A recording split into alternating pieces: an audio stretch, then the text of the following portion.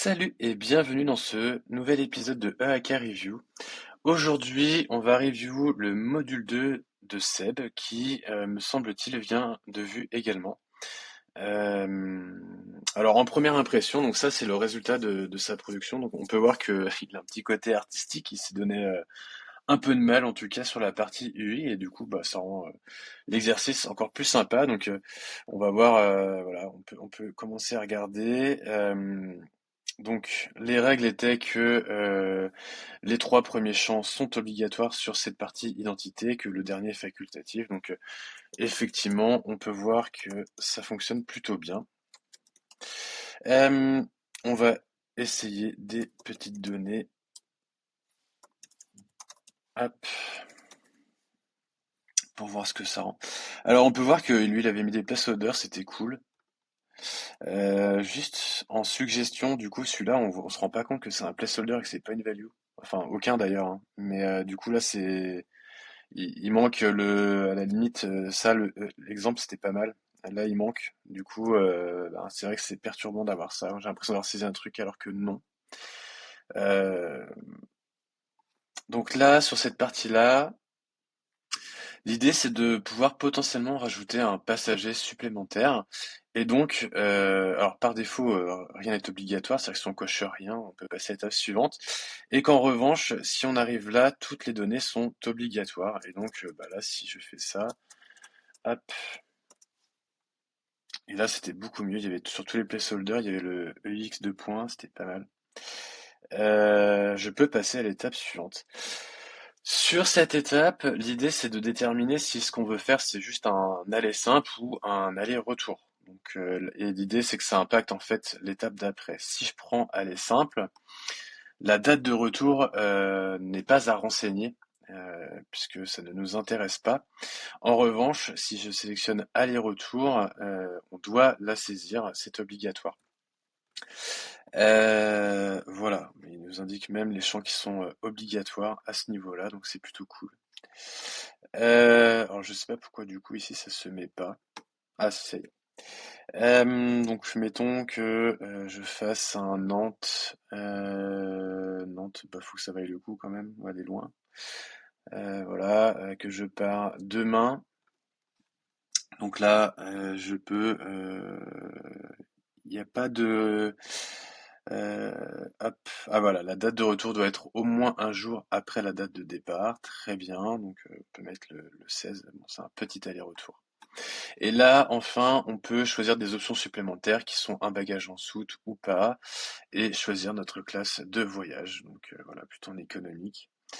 Et là, si je réserve, eh bien, j'ai toutes les infos qui sont rentrées ici et je peux éventuellement les supprimer. Donc, le résultat est 100% fonctionnel. J'ai rien vu d'incroyable. Donc là, on notera par contre que effectivement, c'est pas aligné. Voilà. Mais pour le coup, ça me paraît plutôt pas mal. Le petit truc, pardon, qui est dommage, c'est que là, je viens de valider et je reviens pas à la première step. Voilà. D'un point de vue UX, si je peux me permettre, en amélioration. Donc, très fonctionnel, c'est très joli. Voyons voir maintenant ce que ça rend au niveau du code.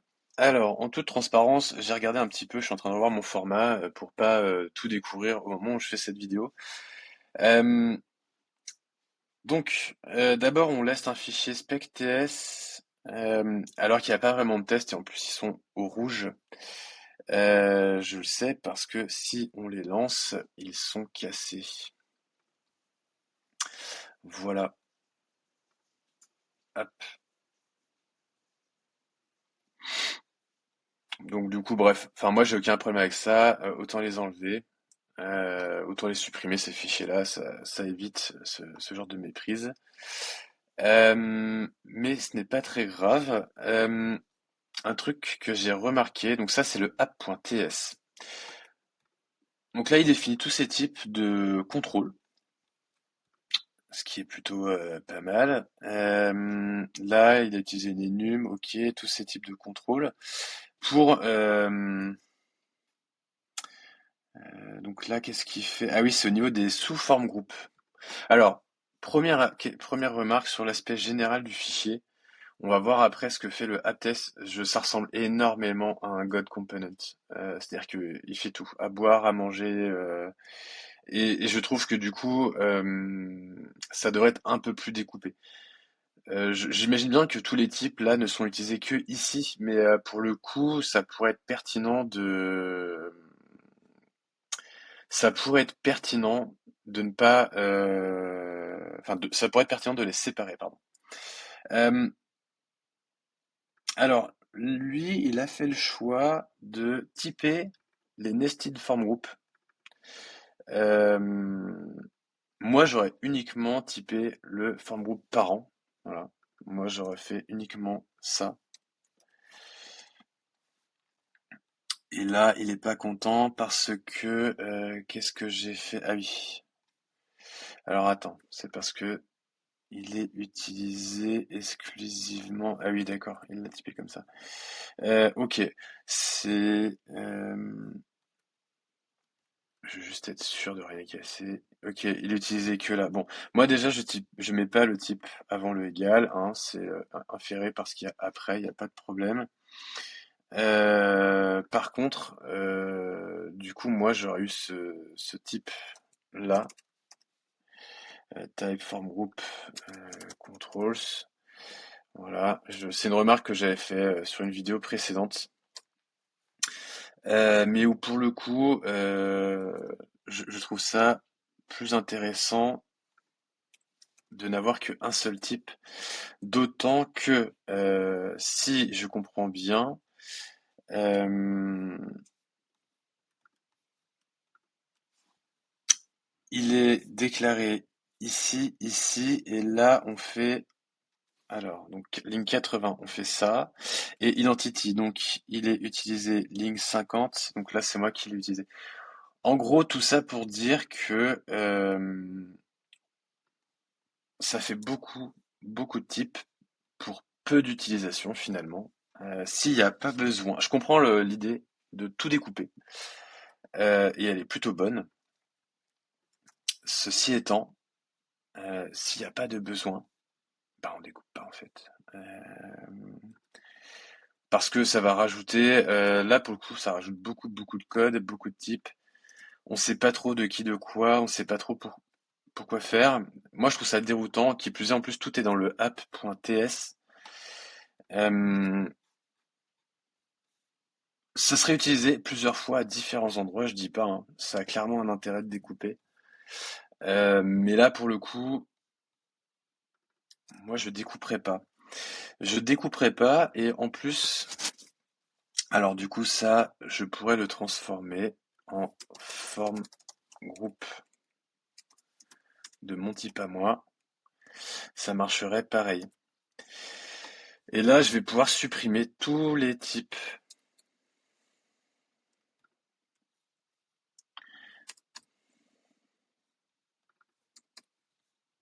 Voilà.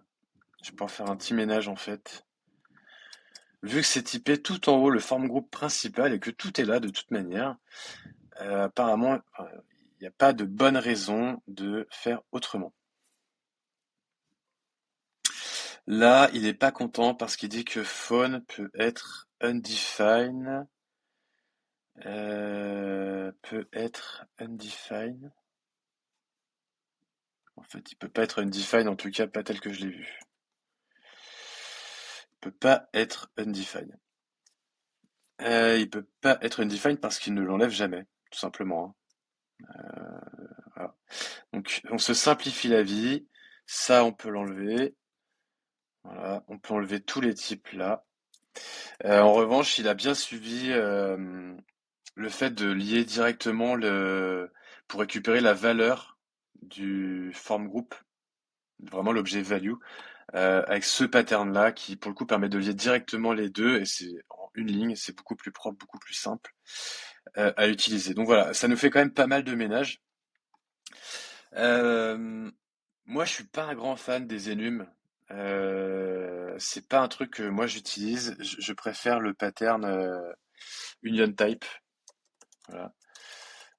Moi, j'aurais plutôt tendance à utiliser quelque chose comme ça. Euh, c'est ce format-là. Hop.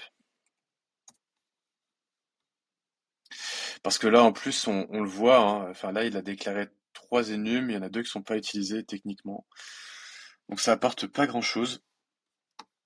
Si je commande ça, ça c'est utilisé en plus uniquement là, ou nul.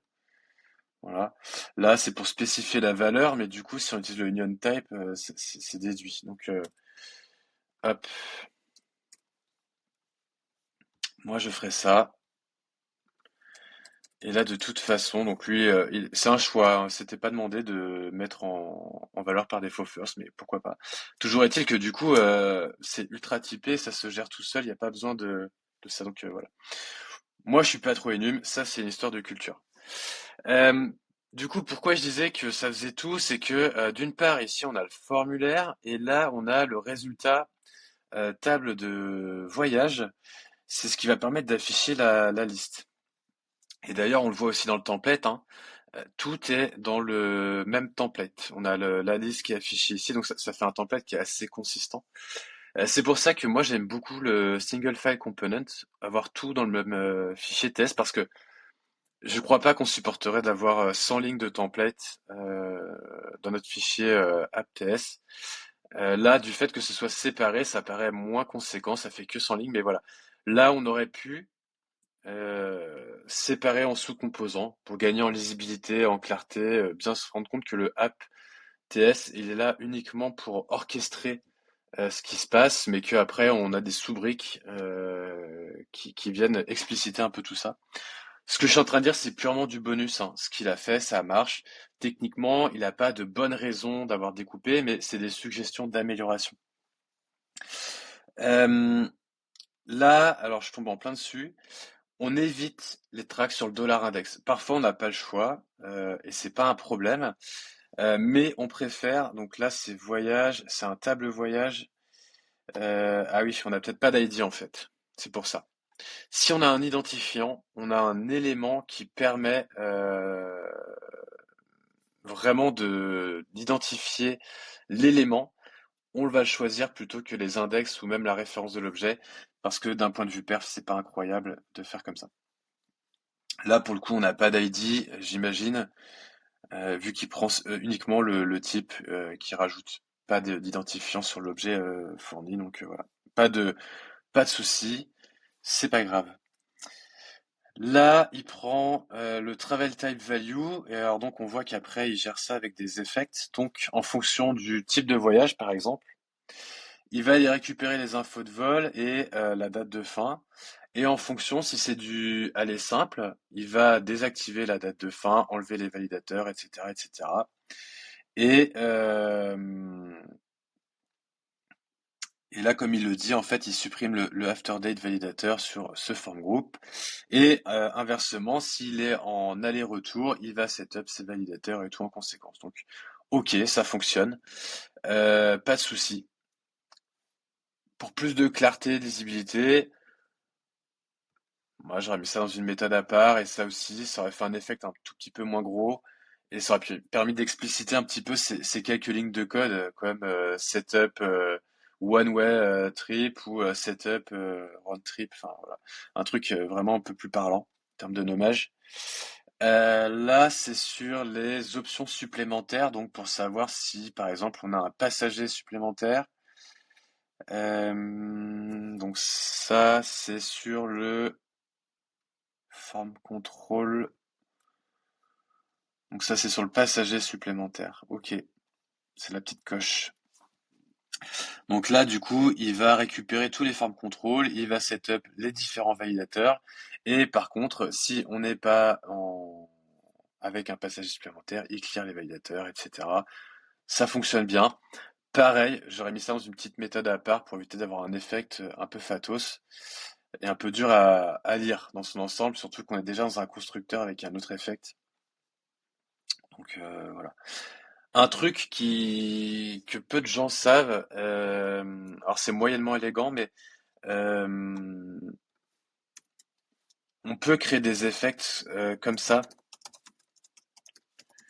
Handle, comment il appelait ça? Additional, à mon avis, un N en trop. Et le effect, le mettre comme ça, on peut faire ça. Alors le seul souci de ça, c'est que il va te dire que ça, c'est pas utilisé et qu'il faut le supprimer.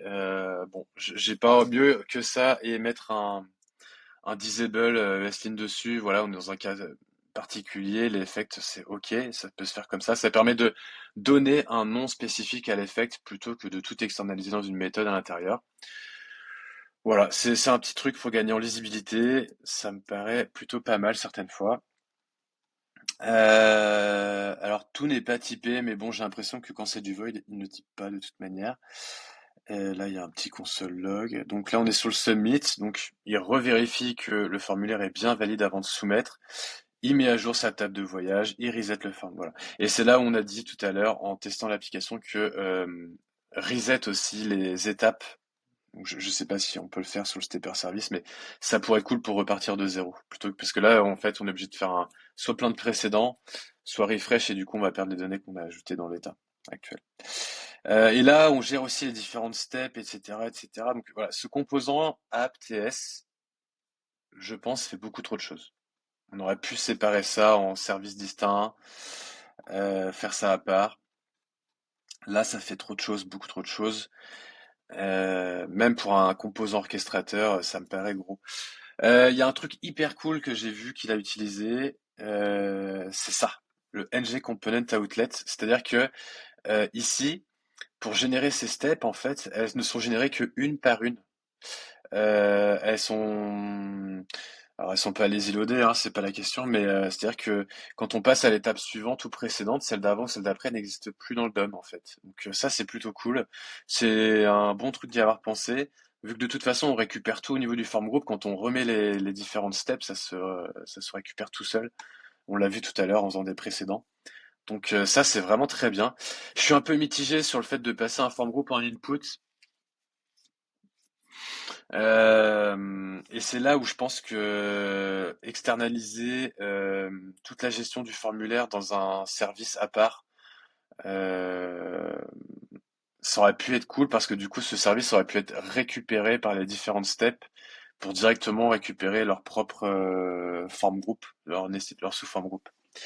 C'est-à-dire qu'il aurait pu créer un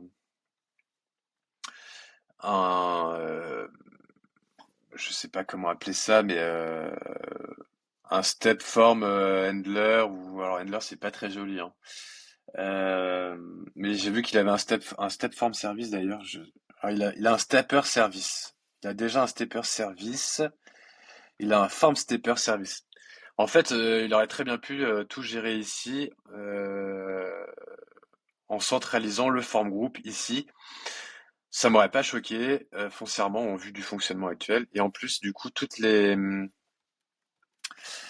sous-étapes auraient pu juste récupérer l'instance de ce service. Ça aurait été un point de communication, en fait, ce service finalement central à toutes les étapes et à l'orchestrateur parent. Ça aurait tout à fait pu être pertinent de faire ça comme ça.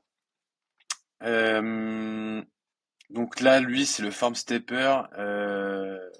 En l'occurrence, entre guillemets, ne gère que le fait de passer à l'étape suivante précédente. Voilà, et le reset. Alors en plus, non, c'est ça, c'est qu'il gère quand même une partie du formulaire en fait, puisqu'on lui set le form, voilà. Donc je pense que le form group aurait eu toute sa place ici, ça aurait été central, ça aurait permis de dégager de la place sur le app TS et de se simplifier la vie, pas d'input au niveau des composants ici. Voilà. C'est une alternative. Euh, une remarque sur le découpage physique, je parle de l'arborescence. Je sais pas trop. Il y a une partie core, il y a une partie form error, il y a une partie shared, il y a une partie steps. Euh, Ça manque de... Je sais pas, je veux pas être trop dur sur le mot à utiliser. Euh, En fait, là, on a l'impression qu'il n'y a pas de vraie organisation. Je m'explique.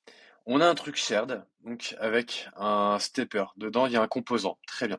Par contre, ici, dans le core, on a un service, le form stepper. Alors, du coup, je ne sais pas pourquoi form stepper et stepper. Donc, j'imagine, c'est parce que lui, c'est vraiment... Enfin, il est central, mais il devrait quand même être lié à ce stepper. En plus, il est utilisé là. Là, on a un composant qui est perdu un petit peu tout seul au milieu de nulle part. Là, on a un modèle, pareil, pour moi, qui devrait être rapproché du coup du composant ou en tout cas de là où il est utilisé. Là, on a de la conf. Alors, ok, ça me paraît pertinent de l'avoir séparé parce qu'on pourrait très bien l'avoir ailleurs sous une autre forme. Et là, ça me paraît pertinent de l'avoir ici. Mais pour le reste, alors si, là, les validateurs aussi. Mais ça, je l'aurais pas mis dans un répertoire core, par exemple. Je l'aurais mis dans un répertoire shared, forms, validators ou un truc comme ça. Mais voilà, je pense que là, au niveau, en tout cas avant, tout ce qui est avant steps, pourrait être mieux rangé.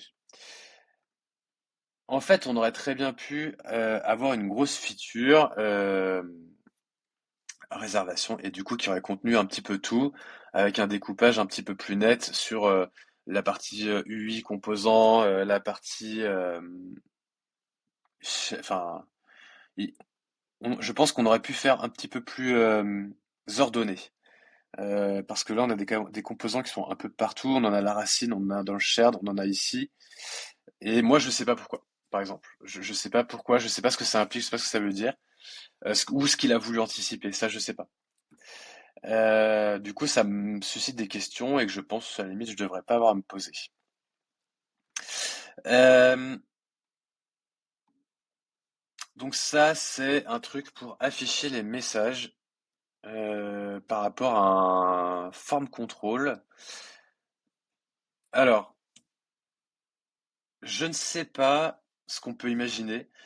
Vraiment d'afficher plusieurs messages d'erreur sur un même champ en même temps. Moi, j'ai plutôt tendance à les afficher les uns après les autres jusqu'à ce que, en gros, si le champ est requis, tu l'affiches. Quand ça c'est corrigé, tu passes au message d'erreur suivant, etc. Mais à la limite, ça c'est notre culture. On évite les getters comme ça. En plus, c'est pas un getter, c'est une fonction. On préfère utiliser un pipe. Du coup, je t'invite Seb à regarder ce que c'est que les pipes. Pourquoi? Parce que là, en l'occurrence, à chaque fois, tu vas passer dans ce getter, même si, à chaque fois qu'on va vouloir re-rendre le composant, alors qu'avec ton pipe, en fait, ça permet de gagner un petit peu c'est léger, hein, on est vraiment dans du détail, en perf. Un pipe, l'avantage, surtout quand il est pur, c'est que tant que la donnée en entrée ne change pas, on ne, chaque pipe pur pour n fois la même donnée en entrée renvoie n fois la même donnée en sortie. Ce qui fait que, en fait, tant que la donnée en entrée ne change pas, on le rappelle pas. Voilà. Donc ça permet de gagner en perf. C'est beaucoup plus efficace que des getters ou des fonctions dans les templates. Faut savoir qu'en Angular, les fonctions dans les templates, c'est quand même pas une bonne pratique, en tout cas, parce qu'on sait que elles seront appelées autant de fois qu'on va rafraîchir le template, et c'est pas forcément ce qu'on veut. Il utilise Tailwind, moi j'ai aucun problème avec ça.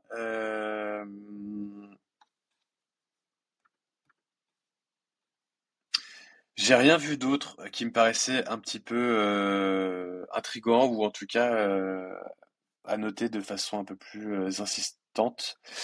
Là, c'était cool d'avoir tout découpé en sous-composants, mais voilà, je pense qu'effectivement récupérer le service ici qui gère le formulaire, ça aurait évité des inputs. Je pense que ça aurait pu être pas mal. Mais ça, c'est juste une suggestion. Ah si, je me suis demandé pourquoi il y avait un upload test et en fait, il est vide. Ça, c'est dommage. Faut penser à bien supprimer là, parce que du coup, il est importé ici pour rien. Pensez à faire le ménage dans vos projets. Quand vous initialisez un projet de départ, on vous donne un kit de départ de code, mais voilà, n'hésitez pas à épurer s'il y a des trucs qui vous servent à rien, hein. Voilà. En tout cas, bravo parce que d'abord, c'est joli pour commencer. Le parcours est bien fait. Les règles ont toutes été respectées, toutes les exigences du module ont été respectées. Au niveau du code, on l'a vu, hein, ça fonctionne. On est sur un profil Angular plutôt débutant qui est en train de monter en compétences. J'ai vu qu'il y avait pas mal de bonnes intentions. Je pense qu'il faut recreuser certains sujets et un peu sur l'organisation des fichiers, voilà.